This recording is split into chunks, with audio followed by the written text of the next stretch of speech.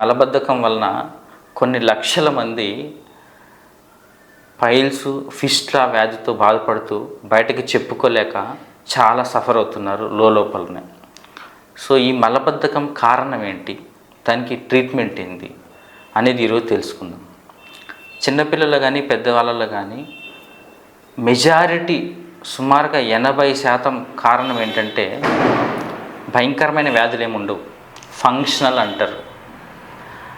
నిజంగా వ్యాధి ఉండి మలబద్ధకం ఉన్నవి ఒక 10 నుంచి 20% మందికి మాత్రమే ఉంటుంది.